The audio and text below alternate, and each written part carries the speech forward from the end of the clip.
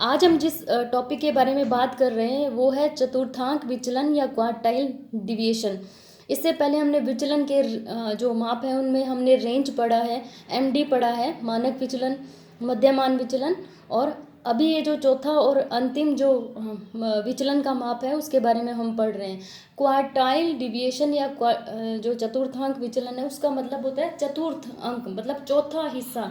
किसी भी चीज़ को हम 4 भागों में डिवाइड कर सकते हैं, 25, 25, 25। अगर हम अपने अंक वितरण को या किसी भी चीज़ को हम 100 मान के चलें तो हम उस 100 के 4 हिस्से कर सकते हैं। ठीक है, अगर मैं आपको सामान्य भाषा में समझाऊं तो हम किसी भी चीज़ के 4 हिस्से कर सकते हैं। अगर हमने बराबर बराबर 4 हिस्से किए, इसका मतलब हमारे कितने कितने आए, 25, 25, 25 और 25। यहाँ पर हम मान लें कि हमारा मीन यहाँ पर है, मध्यमान यहाँ पर है। मध्यमान का मतलब वो उस समूह का एवरेज या औसत, ये बिंदु है। इस औसत से 25% ऊपर और 25% नीचे, ये जो 50% आंकड़े हैं इनके आधार पर हम क्या करते हैं, चतुर्थांक विचलन निकालते हैं। तो मैंने इसके बारे में जब आपको रेंज के बारे में पढ़ाया तो रेंज में सिर्फ हमें ये पता लगता है कि सबसे छोटा अंक कौन सा और सबसे बड़ा अंक कौन सा है, बीच के प्राप्तांकों का कोई असर नहीं पड़ता है। तो जब हमें बीच के प्राप्तांकों के आधार पर कोई गणना करनी होती है तो यहाँ पर हम सिर्फ बीच के जो 50% जो हमारे पास डेटा होते हैं, 50% जो हमारे पास मार्क्स हैं, उनके आधार पर ही हम क्या करते हैं, चतुर्थांक विचलन निकालते हैं। उसके अलावा अगर मान लीजिए हमें इन चारों में से किसी एक को हमें यूज़ करना है तो हम चतुर्थांक विचलन को बहुत कम यूज़ करते हैं, क्योंकि ये इतना शुद्ध माप नहीं है जितना मध्यमान विचलन या मानक विचलन माना जाता है। क्यों शुद्ध नहीं माना जाता? क्योंकि इसमें जो एक्सट्रीम एंड्स पे, यानी इधर जो प्राप्तांक होंगे और इधर जो प्राप्तांक होंगे, उनका कोई प्रभाव नहीं पड़ेगा। मतलब सिर्फ बीच के जो 50% आंकड़े हैं या 50% प्राप्तांक हैं, उन्हीं के आधार पर हम क्या निकालते हैं, चतुर्थांक विचलन निकालते हैं। चतुर्थांक विचलन के अंतर्गत प्रदत्त के मध्य में स्थित 50% प्राप्तांकों के आधार पर विचलन की गणना की जाती है। और ये भी 50% कैसे, ये पहला हिस्सा अगर मैं इसको Q1 मान लूँ, ठीक है, ये दूसरा हिस्सा मैं इसको Q2 मान लूँ, ये तीसरा हिस्सा ये Q3 और ये चौथा हिस्सा ये Q4।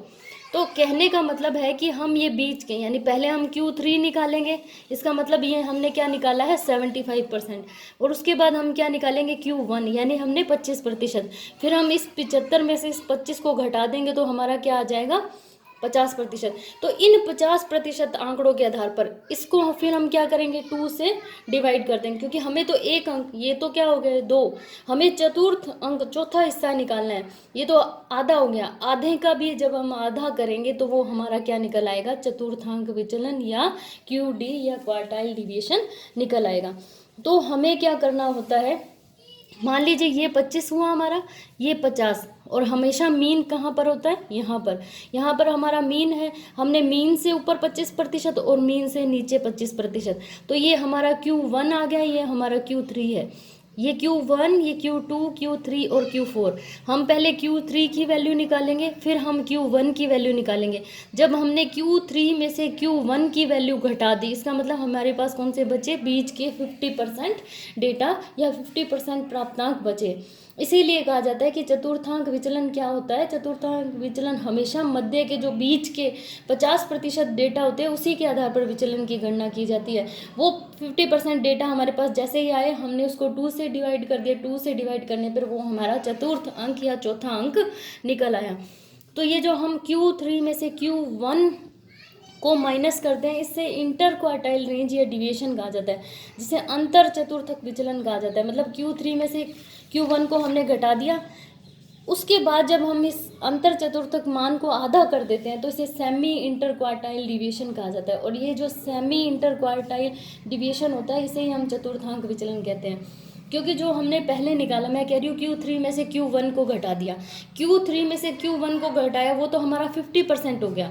उस 50 को जब हमने 2 से डिवाइड किया तो वो हमारा 25% या चतुर्थ अंक चौथा हिस्सा निकल आया।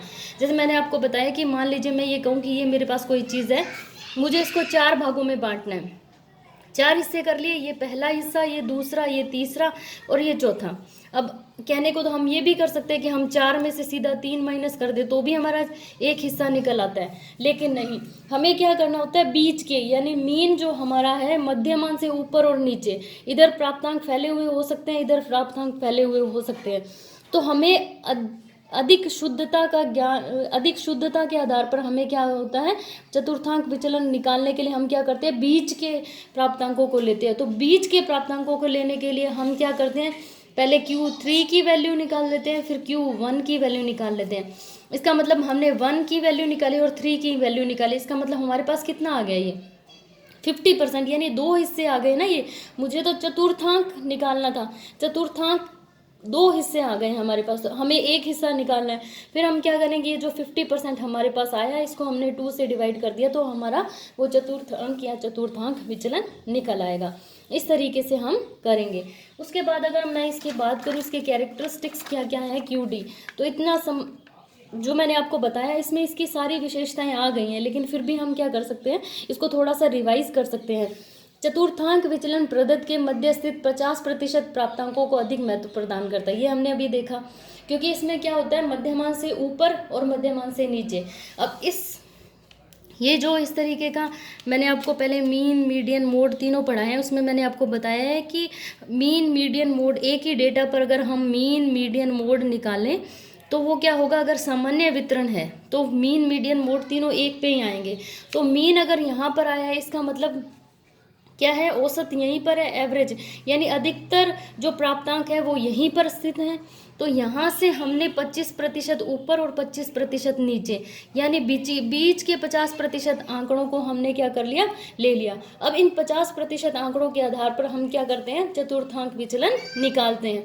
अगर मान लीजिए हम इन आंकड़ों के आधार पर विचलन निकालें तो हम उसे क्या कह सकते हैं, शुद्ध विचलन नहीं कह सकते हैं, क्योंकि हमने क्या किया है, बीच के प्राप्तांकों के आधार पर विचलन नहीं निकाला है। इसीलिए चतुर्थांक विचलन में बीच के जो 50% प्राप्तांक होते हैं उनके आधार पर विचलन निकाला जाता है। और चतुर्थांक विचलन के अंतर्गत प्रारंभिक और अंतिम छोर के प्राप्तांकों को महत्व नहीं दिया जाता। ये जो एक्सट्रीम एंड्स होते हैं, यानी इस तरफ और इस तरफ जिस तरीके के भी प्राप्तांक हैं उनको ज़्यादा महत्व नहीं दिया जाता, क्योंकि हम क्या करते हैं, बीच के 50% आंकड़ों के आधार पर विचलन निकालते हैं।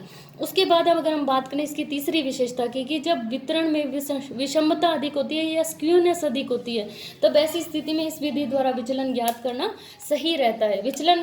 विषमता का मतलब होता है कि जब मीन, मीडियन, मोड एक बिंदु पर ना पड़ के अगर ये प्राप्तांक या ये हमारा जो वितरण है वो इस तरीके से बने या इस तरीके से बने, इसका मतलब हमारा मीन, मीडियन, मोड कहीं अलग हो गया, विषमता आ गई अधिक। तो ऐसी स्थिति में हम क्या करते हैं, क्योंकि हम बीच में जहां हमारा मीन पड़ रहा है उसी से 25% इधर और 25% इधर आंकड़ों को लेकर क्या करते हैं, चतुर्थांक विचलन निकालते हैं।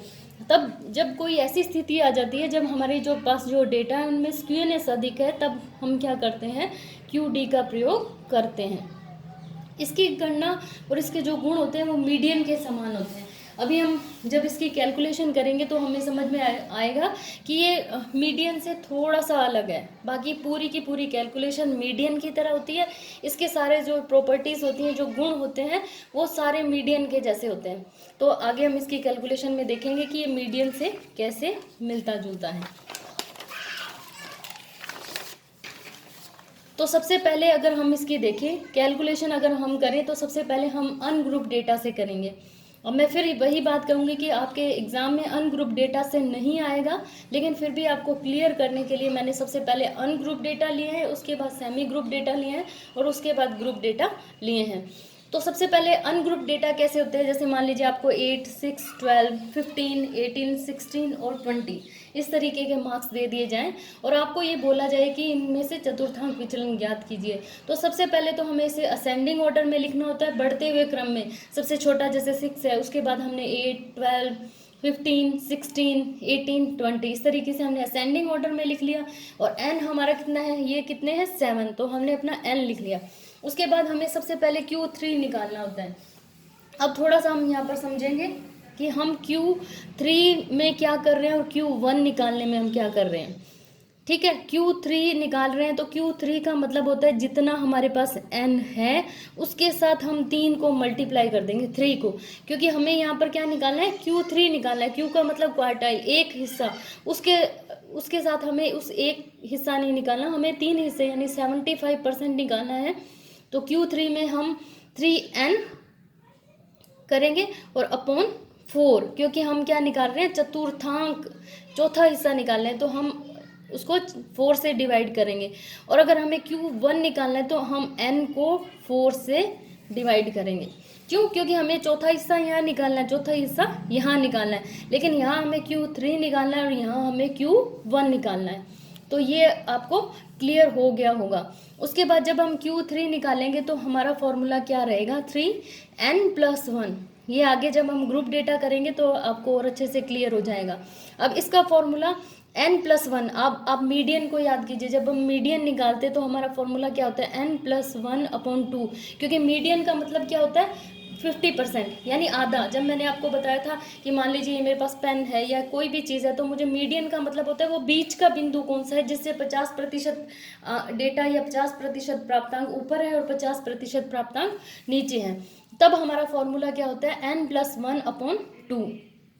ठीक है। अब यहाँ पर हमें क्या निकालना है, हमें 3n+1 करना है, क्योंकि हम क्या निकाल रहे हैं, Q3 निकाल रहे हैं, और अपॉन 4, 2 की जगह यहाँ पर क्या आ जाएगा, 4। तो इस तरीके से ये मीडियन से मिलता जुलता है, लेकिन मीडियन से थोड़ा सा अलग है। वो नंबर हमें निकालना है। जैसे हम मीडियन में भी हम ये करते थे कि इसकी कैलकुलेशन करने के बाद ये नहीं है कि वो हमारे पास जो आंसर आता था वो मीडियन आता था, वो हमें नंबर पता लग जाता था कि उस नंबर पे जो प्राप्तांक बैठा हुआ है वो हमारा मीडियन है। इसी तरीके से हम यहाँ करेंगे, Q1 निकालेंगे तब सीधा हमारा फॉर्मूला क्या रहेगा, n+1/4। जैसे वहाँ मीडियन में n+1/2 रहता है, यहाँ पर हमें 4 लगाना है। 4 क्यों निकालना है, क्योंकि हम एक हिस्सा निकाल रहे हैं, यहाँ पर हम 3 हिस्से निकाल रहे हैं। ठीक है।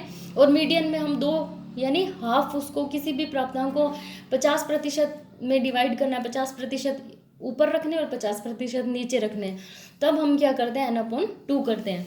अब मान लीजिए हम Q1 निकाल रहे हैं तो n हमारा कितना है, 7 + 1 डिवाइडेड बाय 4। तो 8 को जब हमने 4 से डिवाइड किया तो 2 आया। सेकंड नंबर पे, यानी सेकंड नंबर पे जो प्राप्तांक है वो हमारा क्या है, Q1 है। तो सेकंड नंबर पे 8 है, तो 8 हमारा क्या आ गया, Q1 हमारा क्या आया, 8। इसी तरीके से जब हम Q3 निकालेंगे, 3n+1, n हमारा 7 है, और 3 से जब हम 7 + 1 8 को जब हमने 3 से मल्टीप्लाई किया और उसको 4 से डिवाइड किया तो हमारा 6 आ गया। इसका मतलब सिक्स्थ नंबर पे जो है 18, ये हमारा क्या आ गया, Q3। अब हमारे पास Q3 भी आ गया और Q1 भी आ गया, लेकिन हमें क्या निकालना है, QD, क्वार्टाइल डिवीजन निकालना है। तो उसके लिए हमें क्या करना है, Q3 में से Q1 को माइनस करना है और 2 से डिवाइड करना है। तो Q3 हमारा है 18 और Q1 है हमारा 8। दोनों को जब हमने इसमें से इसको माइनस किया और 2 से डिवाइड किया तो हमारा 5 आ गया। अब हमारा जो 5 है वो हमारा क्वार्टाइल डिवीजन या QD है। तो इस तरीके से अनग्रुप डेटा से हम इस तरीके से निकाल सकते हैं।